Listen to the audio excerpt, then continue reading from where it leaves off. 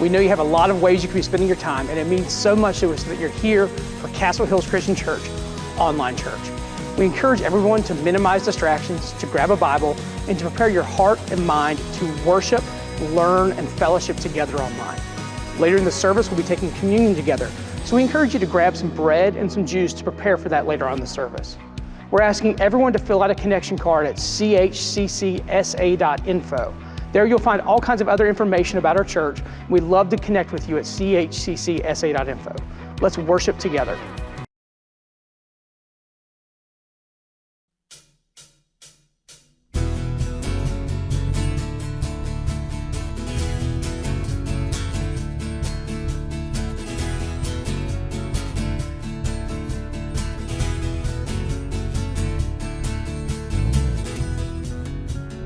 Heaven thundered, and the world was born. Life begins and ends in the dust you formed. Faith commanded, and the mountains moved. Fear is losing ground to our hope in you. Unstoppable God, let your glory go on and on. Impossible things in your name, they shall be done. Freedom conquered, all our chains undone. Sin defeated, Jesus has overcome. Mercy triumphed when the third day dawned. Darkness was denied when the stone was gone. Unstoppable God, let your glory go on and on. Impossible things in your name, they shall be done. Unstoppable God, let your glory go on and on. Impossible things in your name, they shall be done.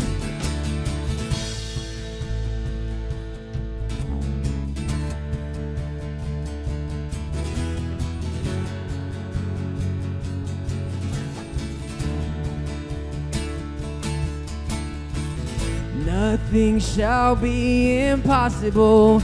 Your kingdom reigns unstoppable. We'll shout your praise forevermore. Jesus, our God, unstoppable. Nothing shall be impossible.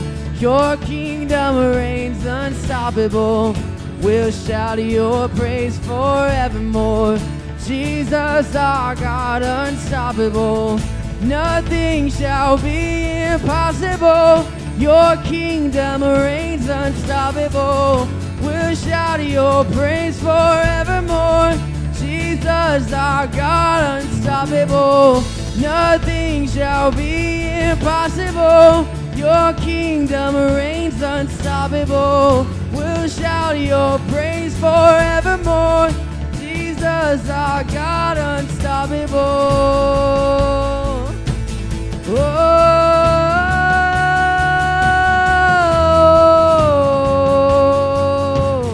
oh, oh. Unstoppable God, let your glory go on and on. Impossible things in your name, they shall be done.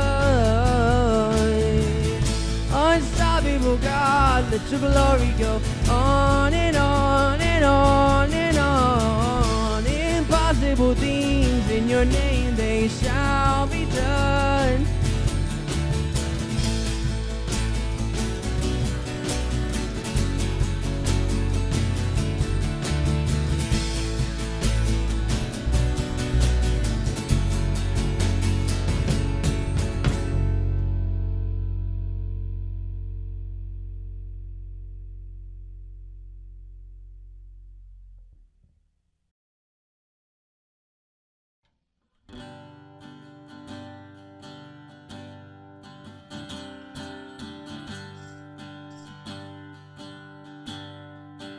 I searched the world,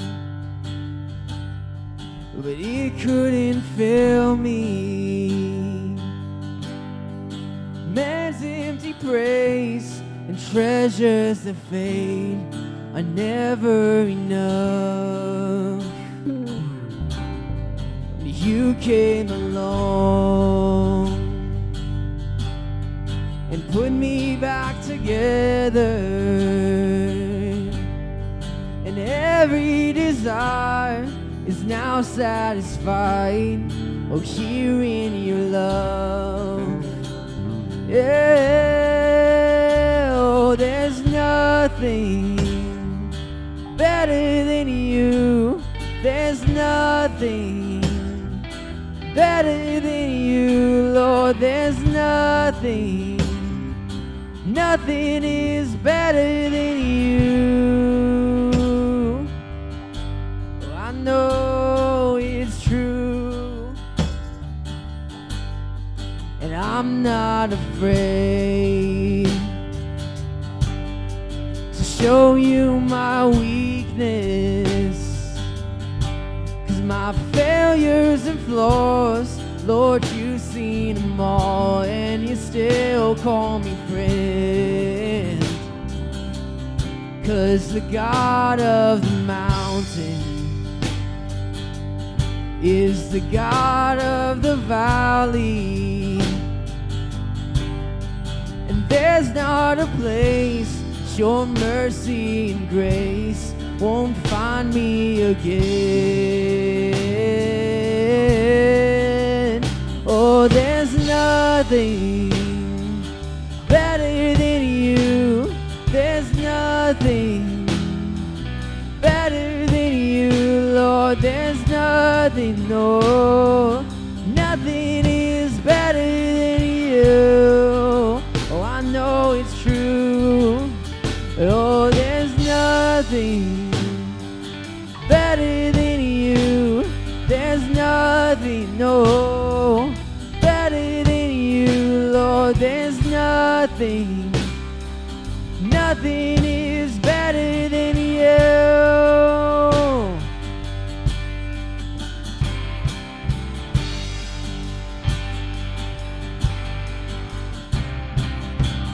You turned mourning to dancing. You ashes. You turn shame into glory, and you're the only one who can. You turn mourning into dancing. You ashes. You turn shame into glory. You're the only one who can. He's turned grace. You turn grace into gardens. You turn bones into armies. You turn seas into highways. And you're the only one who can. You're the only one who can. Oh, there's nothing better than you. There's nothing better than you, Lord. There's nothing, no, nothing is better than you. I've searched and I've found that there's nothing better than you. There's nothing, no, better than you, Lord. There's nothing, nothing is better than you. He's turning graves. You turn graves into gardens. You turn bones into armies. You turn seas into highways. And you're the only one who can. He's turning graves. You turn graves into gardens. You turn bones into armies. You turn seas into highways. You're the only one who can. You're the only one who can. You're the only one who can.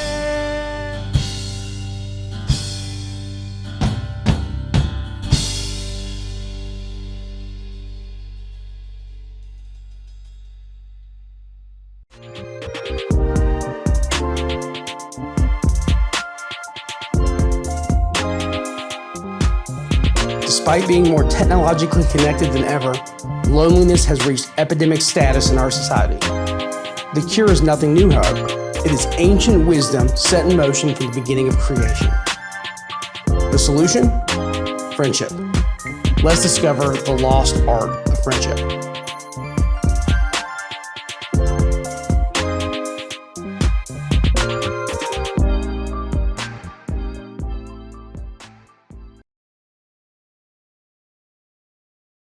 Good morning, CHCC. When I say the word friends, what comes to your mind? Some of you, it's the TV show that many of you watch for years and years. But I want you to think, who is your best friend? Or how many friends do you have? Many times when I ask this question, people would tell me it's their spouse or a sibling, or they tell me about a friend that they truly have enjoyed this friendship over a number of years, that they have things in common and they hang out. But many people tell me, well, I don't really have friends. I have acquaintances. I have people that I do certain things with, but I wouldn't really call them a friend. It's not someone that I really trust, that I could really share my life with a great deal. Well, today we're starting a series called The Lost Art of Friendship, and I think it's really is a lost art in our culture, that we're so busy and there's several different things going on that keeps us from having great friendships. And most of us, if we have great friendships, it's not something that was taught to us. We kind of stumble into them. Like some of our earliest lessons about friendship probably came from our parents. And it was more of a warning. They warned us about the people that we hang out with, the people that are our friends, can either have a positive influence or a negative influence. Most of your parents probably said something like this: well, if your friends jumped off a cliff, would you jump off of a cliff? And they would make it very clear that we have to be aware of peer pressure and realizing that the people that we hang out with, that they can have an impact in our life. Chances are we probably know someone at an early age that had an impact on our life in some capacity. Especially, you probably remember that person that might have led you to do some things that you weren't supposed to do. For me, it was a guy named Cooper that I went to school with in middle school. And I quickly realized that, man, he definitely found a way to bend the rules, to break the rules. He was doing things that he wasn't supposed to do, and he would definitely want other people to join him.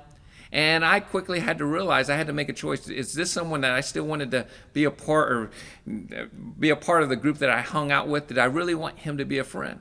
And so my parents, they were wise. They were right that we need to be careful about the friends that we have. They can be a positive influence or they can be a negative influence. But I've got to ask, there's got to be more to friendship than just someone being a positive and a negative influence in your life. There's got to be something more to it. And I think a lot of times we've just kind of narrowed down friendship to, if we have some common interest and we do something with someone, we call that friendship. But over the next several weeks, we're going to talk a little bit more about friendship. I find it interesting that we're more connected than any time in history right now. If you look at some of the stats, the Pew Research shows that 97% of Americans own a cell phone of some kind. 85% of Americans own a smartphone. We're able to call, we're able to text, we're able to email people, we're able to connect with them. 82% of the population of the United States has a social networking profile, another way that we can connect with people. Yet, with all the technology and media at our disposal and to develop and maintain friendships, we are lonelier than ever.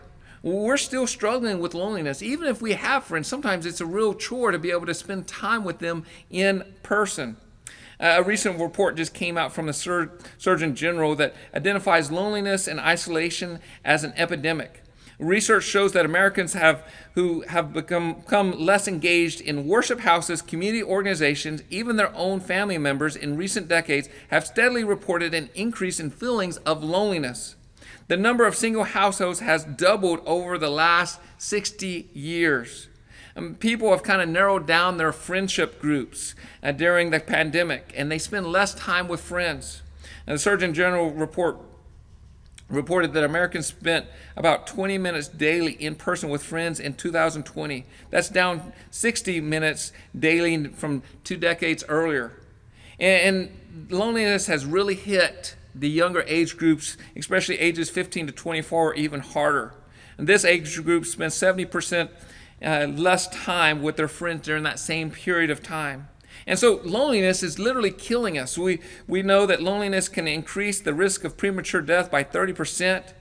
And when you're struggling with your social relationships, it leads to a greater risk of stroke and heart disease. It elevates a person's likelihood of experiencing depression and anxiety and dementia.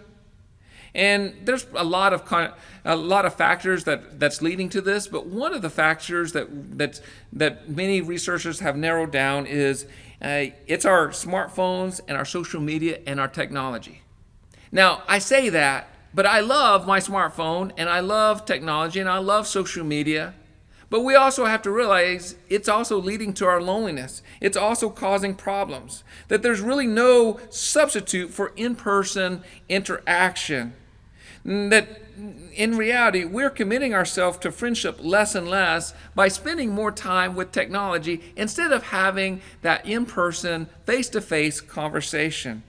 And this is especially true for our children and our teenagers. So what's the solution for loneliness? Is it growing a larger circle of acquaintances? Is it a better social media platform? Is it more self-help books or more motivational YouTube videos? No, I think the solution for loneliness is actually found in ancient wisdom. And that ancient wisdom is that we are better together. We're better together. You're like, duh. Well, we may know the answer, and we may know that this is true, but we still struggle with it. In Ecclesiastes chapter 4, verses 7 to 12, that's going to be our foundational text for this sermon series. And I just want to read those verses to you today, and I just want you to kind of soak it in. It says in verse 7, I observed yet another example of something meaningless under the sun. This is the case of a man who is all alone without a child or brother, and we could probably add friends. He just didn't have anyone there. Yet who works hard to gain as much wealth as he can. But when he asks himself, who am I working for? Why am I giving up so much pleasure now? It's all meaningless and depressing. Like, he doesn't have anyone to share anything with. He goes through and he talks about how life is meaningless. And one of the things that's meaningless is going through life and not having anyone around. I remember doing a funeral where I was conducting the funeral and there was only two other people there. And this man basically was a loner. He didn't have anyone there. And he ended up dying at a young age. And this saddened me. And I just thought, you know what? I want to go through life and I want to have solid friendships. If we keep on reading in verse 9, it says, 2 people are better off than one, for they can help each other succeed. If one person fails, the other person can reach out and help. But someone who falls alone is in real trouble. Likewise, 2 people lying close together can keep the other warm. But how can one be warm alone? A person standing alone can be attacked and defeated, but 2 can stand back to back and conquer. 3 are even better, for a triple braided cord is not easily broken. That life is done better together. That we need friendships in our life. And we see that it's not good for man to be alone. And this was the first crisis in humanity in the book of Genesis. Adam was there all alone. He had animals, but God ended up creating Eve, created a friend for him. And friendship has the ability to bring joy and meaning to our life. And the Ecclesiastes isn't the only place in the ancient world that taught about friendships. There was lots of other people that talked about friendships back then.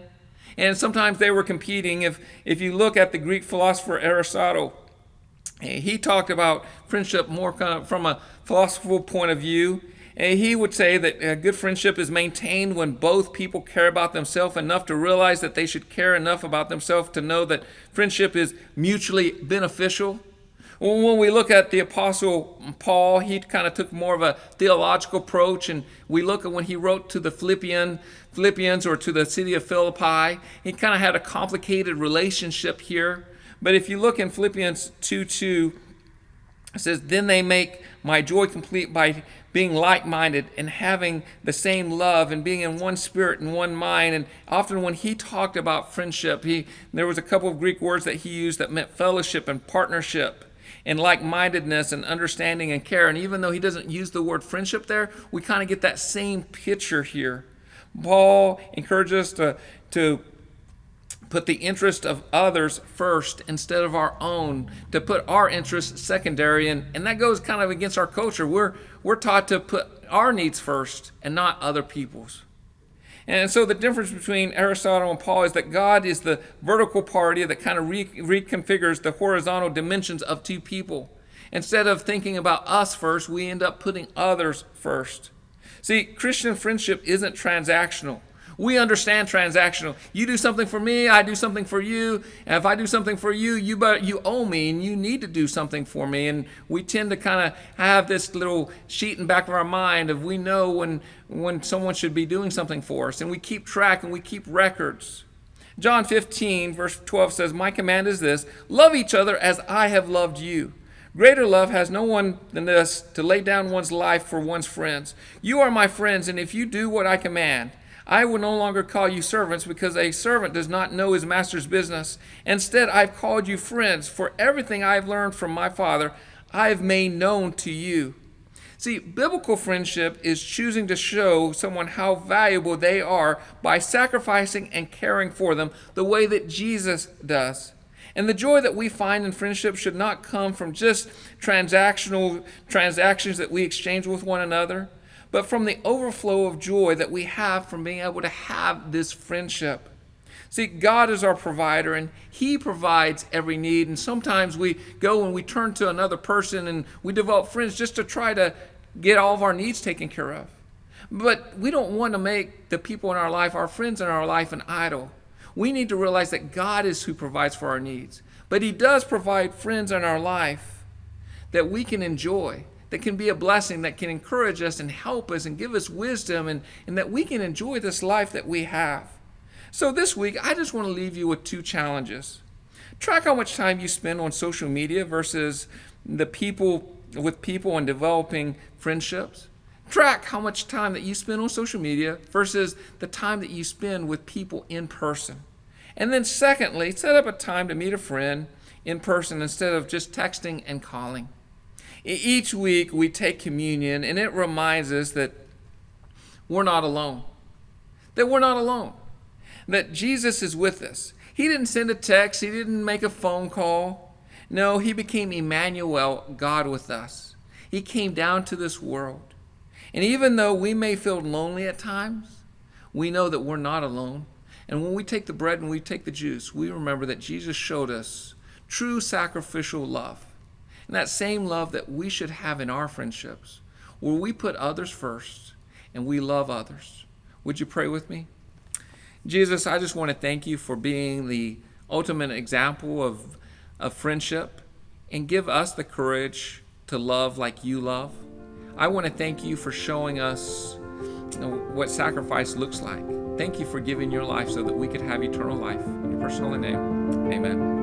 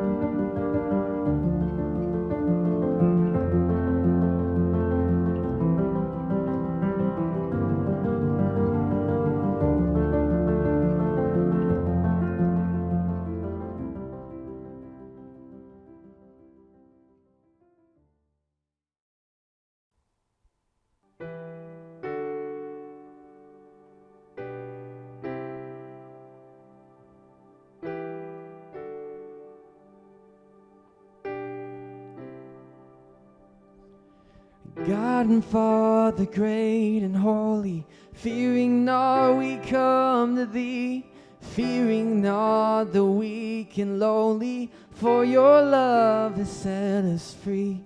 And by the blue sky bending over, by the green earth's flowery home, teach us, Lord, the angel chorus, you are love and love alone.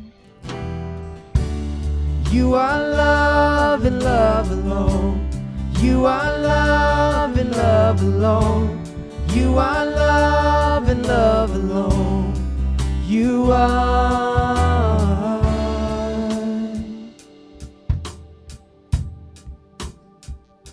Though the world's in flames should perish, sun and stars in ruin fall, trust in thee our hearts should cherish. Oh Lord, be our all in all. And with your name the heavens praising, angels hymn no sweeter tone than the songs our hearts are raising. You are love and love alone. You are love and love alone. You are love and love alone. You are love and love alone. You are. You are love and love alone. You are love and love alone. You are love and love alone. You are. Oh, and oh, you are. Oh,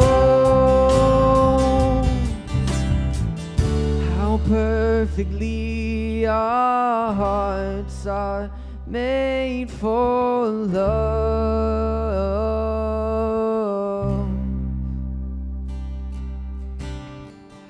How perfectly our hearts are made for love.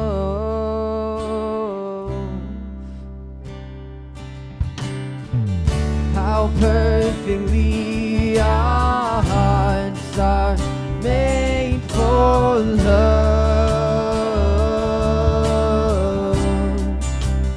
Oh, how perfectly our hearts are made for love.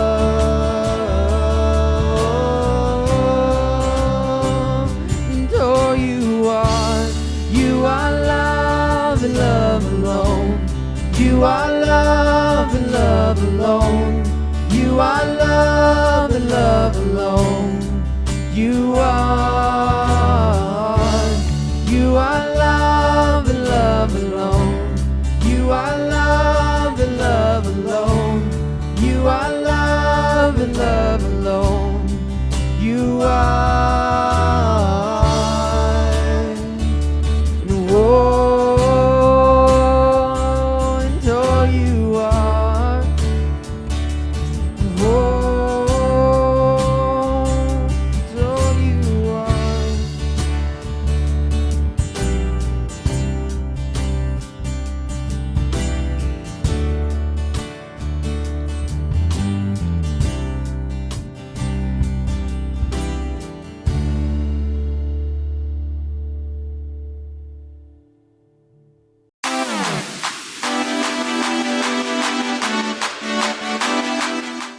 We're excited to know that some of you are ready to take some next steps in your faith journey. We want to come alongside you, support you, and equip you through this process. CHCCSA.info is your central hub for all next steps. If you want to submit a prayer request, talk to someone about getting baptized and giving your life to Jesus, or you're looking for a place to serve or a place to get connected to our church, CHCCSA.info is a great place to start for all these next steps. Some of you call Castle Hills Christian Church your home.